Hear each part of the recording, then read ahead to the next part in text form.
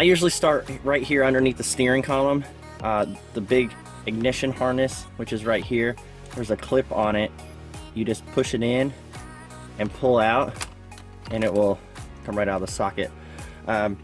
Grab the big harness in our kit that has the thick wires on it, and you're basically going to plug in the socket into the factory location, and then you're going to take the factory connector and plug it into our mating connector, and then there's a spot right up in here where this connector will fit perfect. So you just basically fold this over, stick this up in here, and then the slack wire will follow this harness right down here, come down, and then it's going to go over to the left above where our OBD2 connector is. So our home base is going to be right here in this area. That's where our module is going to end up in all of our connectors. Okay, so now that we have that all zip tied up, as you can see, the mesh loom comes right down and follows this harness over, and it's all secured nice and tight, so when this lower plastic shroud goes back on, nothing's going to interfere with the fitment of it, so everything will go back together just like it came apart. And then back in here, if you can see, I actually routed it behind everything, and then it comes out right over here. The next connector that we're going to do is the OBD2 connection. Your hood latch is right here. It's the white connector directly to the right of it. So basically what you're going to do is take your plastic pry tool or a flathead screwdriver, pop one of the locking tabs on the side, and then just push up. And then you can pull it right off the top here.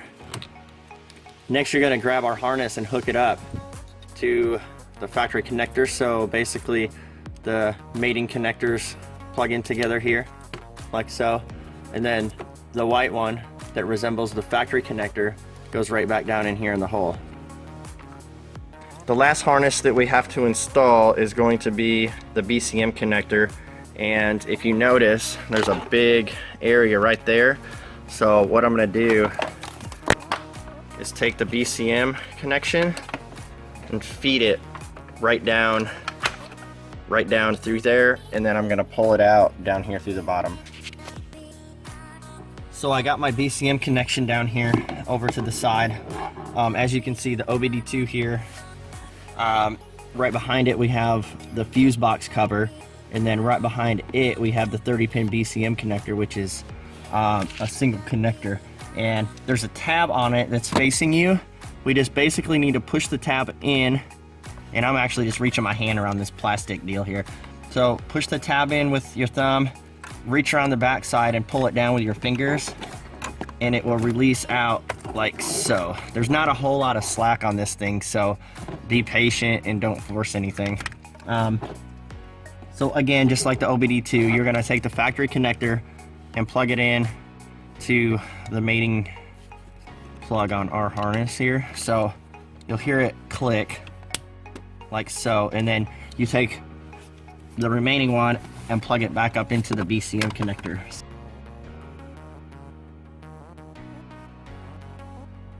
The last connection that we need to make is behind where we pull the panel off at the fuse box. We basically want the second one in right here. So if you can see that, there's a tab that you push down, and then you have to pull back on the gray things. I'll pull that out and show you what it looks like. You basically push down on the tab, and as you're pushing down, you're gonna have to pull back on this gray connector. What I'm gonna do is actually undo this tape a little bit. You don't usually have to, you can do it right here, but I'm actually gonna solder this one after I butt connect it. So I want a little bit more slack here. So I cut that sheathing back all the way to where this plastic lock tab is, which locks it in right there above the hood pin or the hood release. So everything's kind of like secured where it goes. So this just pops right out of there. Okay, so for the cut, if you're holding the connection like this, where the tab is up, just like it inserts in, it's gonna be the far right column of wires, and it's going to be the third wire down. We're gonna cut it in half, and then I'm gonna show you the connection of what we need to do. For the TPMS cut, we're gonna use this harness right here that has the red connector. So take the little tie off it, undo this whole thing, and then on this connector, if you're holding it like so, you're gonna use the white red, which is on the far right, and then the third one in, which is a white green. I usually come down about a foot and cut the white green. So now we're left with this right here, and I'm going to go ahead and tape this up. Okay, so here's the TPMS harness after it's all prepped up. If you don't want to tape the whole thing up, at least tape up the area where the cut wires are just to insulate them. We always solder here at the shop, but if we do include the butt connectors for the people that don't know how to solder or don't have access to the soldering irons. So you don't have to use these connectors. You can actually splice these on and solder, which I'm actually going to do after I butt connect these on to show you guys how to do this. So basically what you're going to do is I come down like about an inch and strip the wire off. I twist it, and then I fold it in half like so, and then I put the butt connector on it and crimp it down, and then give it a tug test to make sure it's secure. And the only reason that we fold it in half is just because the wire is so thin. It just gives you a little extra thickness for this to bite down on. Okay, so after you have these crimped, we're going to do the same thing in the vehicle. So the connection side, or the connector side, you're going to tap the white red wire onto. So you can twist these, fold it in half as well, pinch it down so it'll fit inside our connector. So grab the white with the red, and it goes up here to the connector side, and you basically insert it and you crimp it down. Same thing on the car side, which is down here. So twist it, fold it in half, pinch it down enough where this one is actually the white green.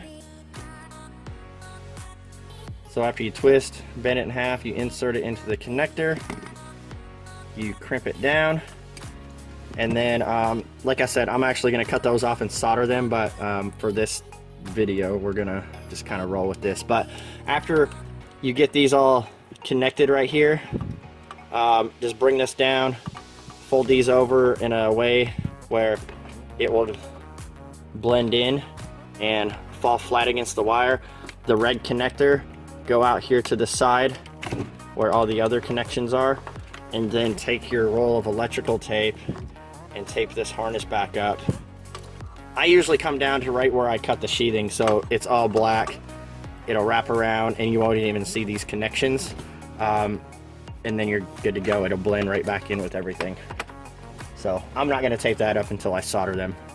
One final connection we need to make before we can program the module, and that's the little black wire that has the ring terminal that comes off of the main connection here, the ignition harness. So what we're going to do with this is feed it right back over behind everything, and it's going to come out right over here. We want to make sure that we ground this to a factory bolt that's a very good ground source. So the 10mm bolt that's right back in there, what I'm going to use is my ratchet with a extension and a 10mm socket, and then the ring terminal will fit right over the bolt, and then you reinsert this, put the old ratchet down here,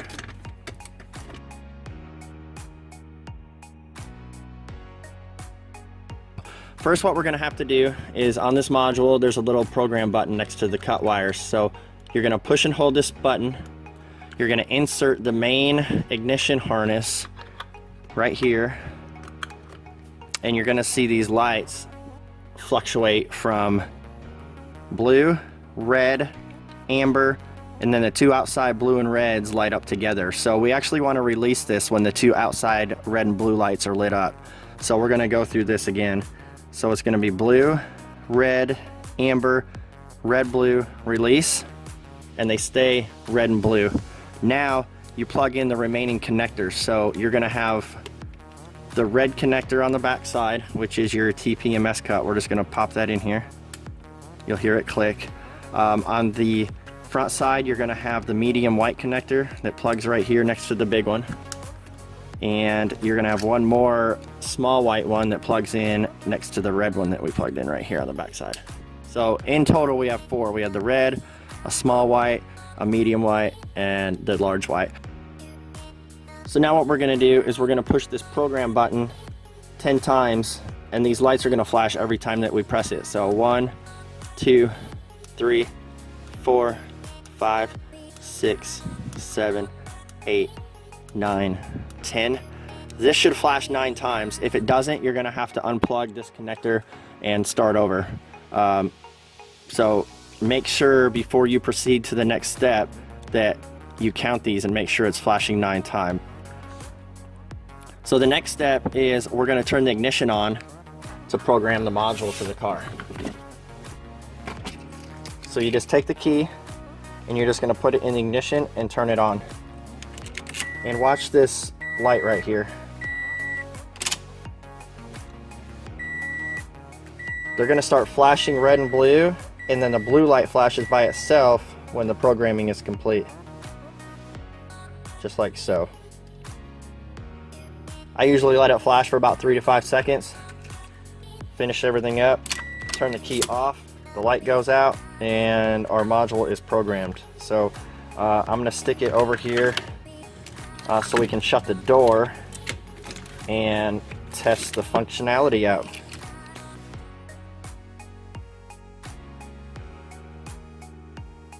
Alright, so we got everything installed and completed, and we're going to show you how to use the remote start here. So from the key fob, you're going to push the lock button 3 times. So you're going to hit 1, 2, 3. The doors are going to unlock, the car's going to start, and then the doors are going to relock. So that way your vehicle is going to remain locked the entire time that we're started. So right now it's locked, and obviously it's going to be locked from you pushing the lock button 3 times. So we're going to hit 1, 2, 3. You'll hear the doors unlock, so it's unlocked. The car starts, and about 5 seconds after it started, it relocks the door. So that way, obviously your car's still secure and everything's good to go for remote start. So it'll run for 15 minutes. When you come out of the house to your car, you're gonna hit the unlock button. You'll hear the doors unlock. You can get in. The car's still running. You'll notice the tach here. We'll shut the door. The TPMS light over here on the left is going to flash until you put the key in and turn it forward. The reason for that is we interrupted the wire for the factory key to work during remote start. If you don't do the TPMS interrupt, you can start your car from the factory remote, but the unlock button will not work when it's remote started. So you have to do that cut if you have the TPMS system in your car. So that light will go back to normal as soon as you do the key takeover. So basically you take your key, you come over here, you insert it, you turn it forward all the way to the on position, and then when you push the brake, the parking lights will flash, the TPMS light will turn solid and then go off, and now we're good to go. So we're still running. And now you can actually put your foot on the brake, put it in drive or reverse, wherever you need to go, and we're still running. So the car never shuts off, and then you're good to go. If you guys have any questions, feel free to give us a shout.